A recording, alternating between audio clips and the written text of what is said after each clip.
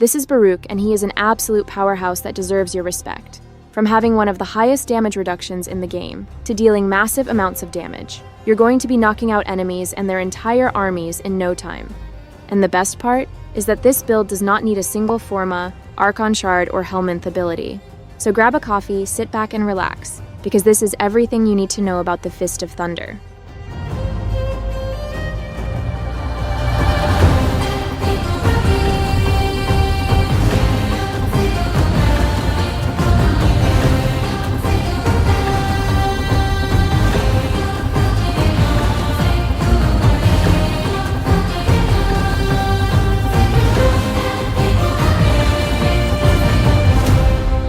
Now, I wasn't lying when I said earlier that he has one of the highest damage reductions in the game, because he actually has 3 separate instances of damage reduction that can stack together, and the first actually comes from his passive. Baruuk's passive is Restraint, and it's shown as a gauge on the right side of your screen. However, unlike other Warframes, the gauge starts off completely filled, and our goal would be to deplete it. This is because the lesser restraint we have, the more damage reduction we will get. And when it is fully depleted, we'll be getting a whopping 50% damage reduction just from the passive alone.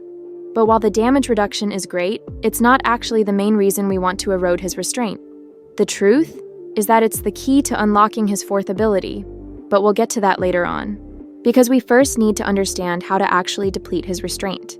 And this can be done using some of his other abilities. And a great example for this would be his first ability.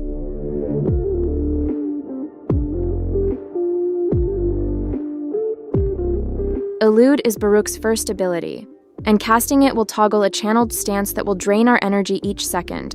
While active and not attacking, we'll get a 100% chance to dodge enemy attacks as long as we're facing them. Because at base, this dodge zone covers 180 degrees in the direction that Baruuk is facing, not the camera, which means enemies attacking from behind us can still damage us. But here's the neat part, because the angle of our dodge can actually be increased with ability range. And at 200% ability range, it becomes a full 360 degrees, letting us ignore attacks from all directions. But remember that Elude only works while we're not attacking. Shooting your weapon or using a melee will temporarily disable the dodge. But if we want to take things even further, there's an augment mod called Elusive Retribution. And how it works is that every attack we dodge will give us a boost to attack speed and melee critical damage. But in addition to that, Elude also helps erode restraint, because every time that we successfully dodge an attack using Elude, we'll reduce a portion our restraint, getting us closer to that sweet 50% damage reduction along with unlocking our 4th ability quicker. But that being said, I'm not the biggest fan of this ability since it doesn't work when we're attacking, making us stand around waiting for enemies to shoot at us, while at the same time draining our energy significantly. But that's not an issue because his next ability lets us erode his restraint much quicker, and without needing to wait around.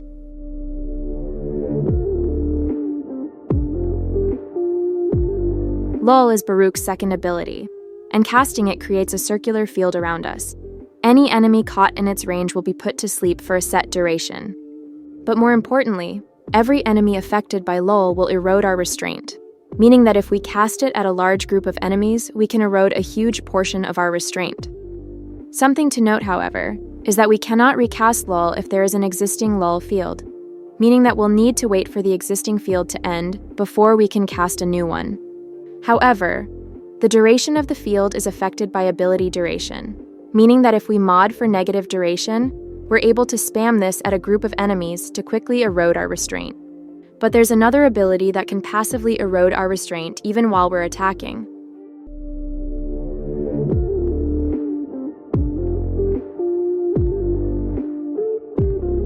Desolate Hands is Baruuk's 3rd ability, and casting it surrounds us with a ring of daggers.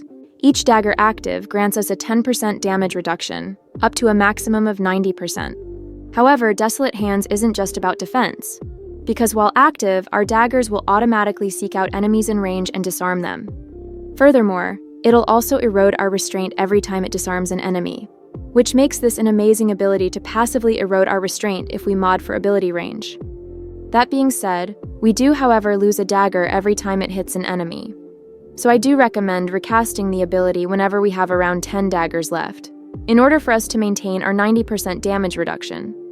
Moreover, Allies within range will also constantly get free daggers while this ability is active. This includes companions, squad mates, and even defense targets. And the daggers on allies work exactly the same, providing them with damage reduction along with reducing our restraint every time it seeks out an enemy. However, the maximum amount of daggers they can hold is halved from the maximum Baruuk has, along with defense objectives only having a maximum of 50% damage reduction for balance. But with that out of the way, let's go over Baruuk's final and most powerful ability.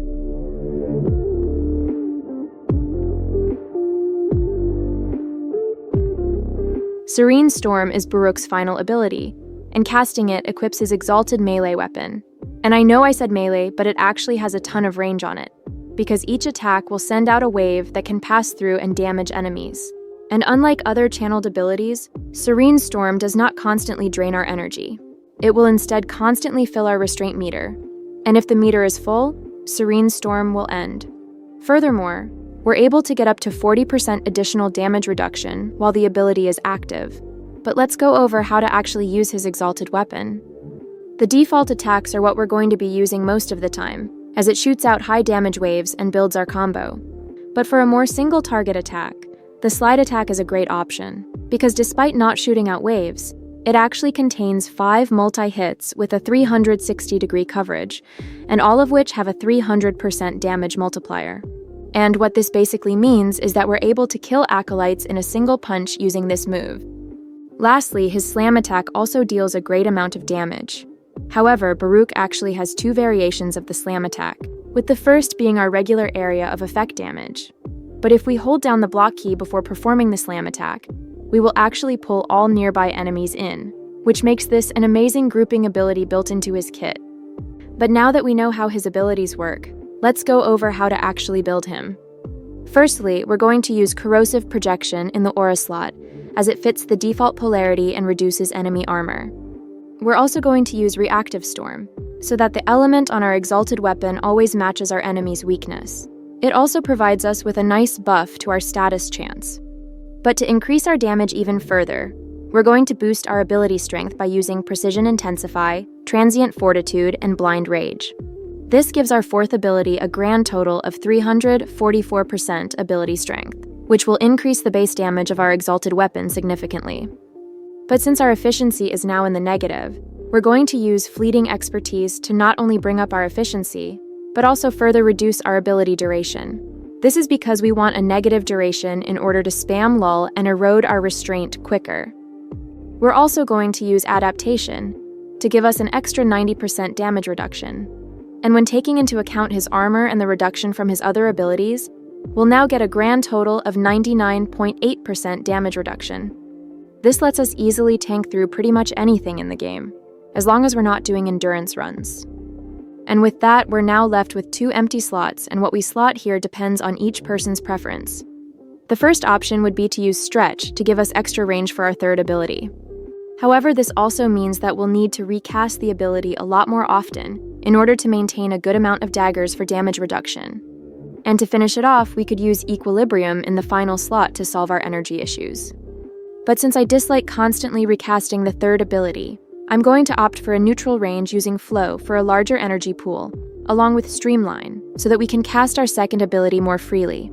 And since his Exalted is counted as a melee weapon, we're going to use Arcane Strike and Fury to increase our attack speed and damage. Furthermore, we can also equip the Dexterity Arcanes on our weapons in order to get a longer combo duration. And we can increase this even further by using the Naramon Focus School for its combo counter decay. But perhaps the most crucial part to maintaining an even gaining combo is actually from mods on our companion, because I've actually found a way to instantly get 12 times combo using this dual mod combination. And the first mod that we'll need is Tandem Bond. This makes attacks from our companion gain combo for us. And since Serene Storm is counted as a channeled ability, we can also use Seismic Bond to increase our ability efficiency by up to 30%. But the best part is that the shockwave created by Seismic Bond actually triggers Tandem Bond to also give us combo. And when it hits a group of enemies, you can instantly get 12 times combo just from these 2 mods alone. Simply group a bunch of enemies together and let your companion do its magic.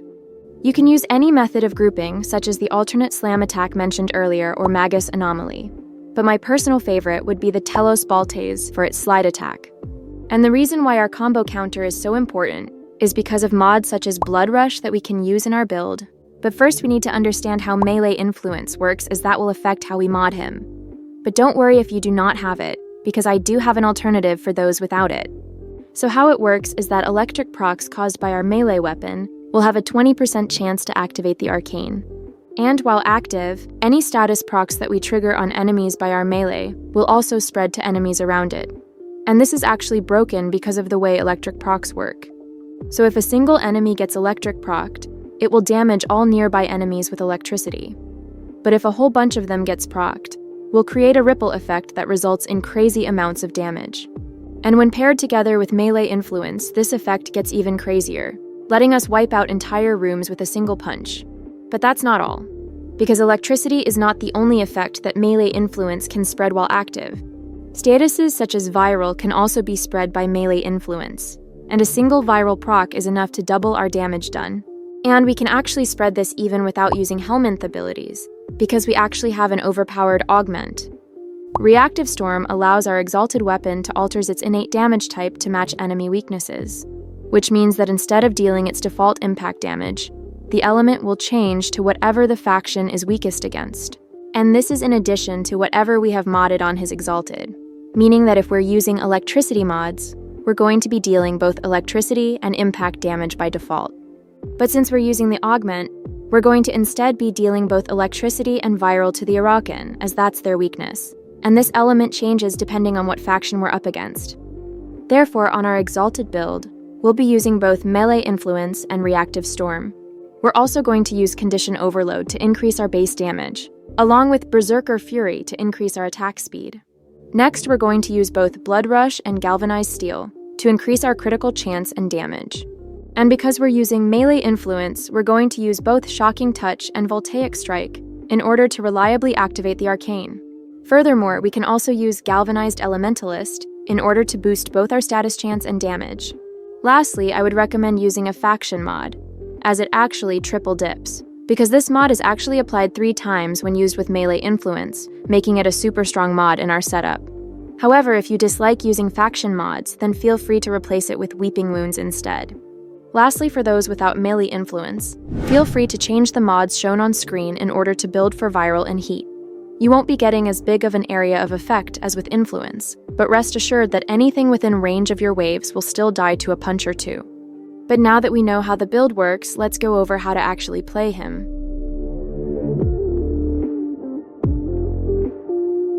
At the start of the mission, we'll want to find a bunch of enemies to group them up. Then we'll cast Lull in order to erode our restraint and activate our 4th ability. Our pet will then attack the group of enemies, and by using the trick earlier, we'll be at maximum combo in an instant. Remember to also cast your 3rd ability for additional damage reduction, and feel free to start decimating your enemies.